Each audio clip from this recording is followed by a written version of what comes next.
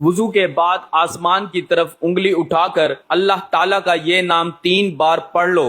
یہ وظیفہ پڑھتے ہی اتنا رزق کے 7 نسلوں تک ختم نہ ہوگا۔ بسم اللہ الرحمن الرحیم۔ محترم ناظرین، وضو کے بعد آسمان کی طرف انگلی اٹھا کر اللہ پاک کا یہ نام مبارک بس 3 دفعہ پڑھ لیں، اتنا رزق آئے گا کہ 7 نسلوں تک بھی رزق ختم نہیں ہوگا۔ ناظرین، ہماری نظر میں وضو صرف منہ ہاتھ دھونا ہے، لیکن آپ لوگ شاید وضو کے فائدے نہیں جانتے ہوں گے۔ صرف ایک بار کرنے کا فائدہ کیا ہو سکتا ہے، کتنی بڑی فضیلت ہے، آج میں آپ لوگوں کے سامنے بیان کروں گا، پھر آپ خود کہو گے کہ ہمیں ہر وقت وضو میں رہنا چاہیے۔ ناظرین، وضو کرنے کے بعد ایک ایسا وظیفہ بھی بتائیں گے، اگر وہ وظیفہ آپ کر لیں، یعنی جو شخص وضو کے بعد وہ وظیفہ کرے گا اس کی پوری زندگی بدل جائے گی۔ محترم ناظرین، وضو کرنے کے بعد صرف ایک بار یہ وظیفہ کرنا ہے، جو مانگو گے انشاءاللہ اللہ تعالیٰ سے مل جائے گا۔ حضرت ابو ہریرہ رضی اللہ تعالی عنہ سے مروی ہے کہ حضور نبی اکرم صلی اللہ علیہ وآلہ وسلم نے فرمایا، جب کوئی مومن وضو کرتا ہے تو جس وقت چہرہ دھوتا ہے تو جیسے ہی چہرہ سے پانی گرتا ہے یا پانی کا آخری قطرہ گرتا ہے تو اس کے وہ گناہ جھڑ جاتے ہیں جو اس نے اپنی آنکھوں سے کیے تھے۔ جب وہ ہاتھ دھوتا ہے تو جیسے ہی ہاتھ سے پانی کے قطرے گرتے ہیں یا پانی کا آخری قطرہ گرتا ہے تو اس کے وہ گناہ جڑ جاتے ہیں جو اس نے ہاتھوں سے کیے تھے۔ اور جب وہ اپنے پاؤں کو دھوتا ہے تو جیسے ہی اس کے پاؤں سے پانی گرتا ہے یا پانی کا آخری قطرہ گرتا ہے تو اس کے وہ تمام گناہ جھڑ جاتے ہیں جو اس نے اپنے پاؤں سے کیے تھے، یہاں تک کہ وہ گناہوں سے پاک ہو جاتا ہے۔ مسلم الصحیح کتاب الطہارت باب خروج الخطا یا مع الوضو۔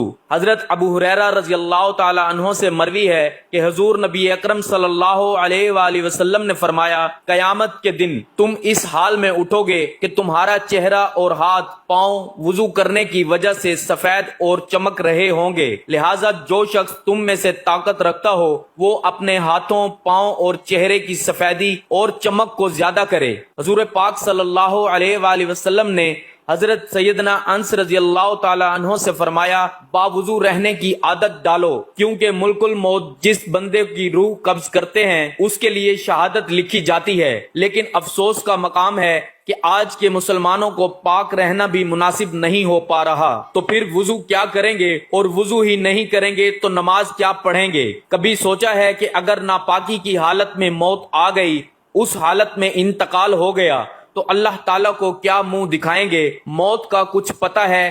کسی کو نہیں پتا، اللہ تعالیٰ کے علاوہ کوئی نہیں جانتا۔ تو حدیث شریف میں آتا ہے کہ وضو کرنے کا سب سے بڑا ثواب ہے کہ باوضو ہو کر سونے والا، یعنی رات میں جو وضو کر کے سوتا ہے وہ روزہ رکھ کر عبادت کرنے والے کی طرح ہے، تو اس کے لیے وضو کر کے سویا کرو۔ اگر آپ چاہتے ہیں کہ آپ پوری رات عبادت کرو تو آپ بس وضو کر کے سویا کرو، آپ کو پوری رات عبادت کرنے کا ثواب ملے گا اور ساتھ روزے کا ثواب بھی ملے گا۔ نبی کریم صلی اللہ علیہ وآلہ وسلم نے فرمایا کہ نماز جنت کی کنجی ہے اور نماز کی کنجی طہارت ہے، اور حضور اقدس صلی اللہ علیہ وآلہ وسلم ارشاد فرماتے ہیں کہ قیامت کے دن میری امت اس حالت میں بلائی جائے گی کہ منہ، ہاتھ اور پیر وضو کی وجہ سے چمکتے ہوں گے۔ صحیح بخاری۔ جو وضو کرتا ہے اس کے نامہ اعمال میں اللہ تعالیٰ 10 نیکیاں لکھ دیتا ہے۔ وقت کی نزاکت کو مد نظر رکھتے ہوئے وظیفے کی طرف چلتے ہیں۔ وضو کرنے کے بعد اگر کوئی شخص یہ وظیفہ کرے گا تو انشاءاللہ اس کی تقدیر بدل جائے گی۔ تو سب سے پہلے آپ کو وضو کرنا ہے، اس کے بعد چلتے پھرتے آپ لوگ اس وظیفے کو کر سکتے ہیں، یا آپ رات کے وقت سونے سے پہلے وضو کر کے اپنے بستر پر جاتے ہیں تو بیٹھ کر تب بھی آپ اس عمل کو کر سکتے ہیں۔ سب سے پہلے آپ نے 3 مرتبہ درود پاک پڑھنا ہے۔ ایک دفعہ میرے ساتھ پڑھیں، اللہم صلی علی محمد وعلی آل محمد کما صلیت علی ابراہیم وعلی آل ابراہیم انک حمید مجید، اللہم بارک علی محمد وعلی آل محمد کما بارکت علی ابراہیم وعلی آل ابراہیم انک حمید مجید۔ درود پاک پڑھنے کے بعد یا حیو یا قیوم کو بس 3 بار پڑھنا ہے۔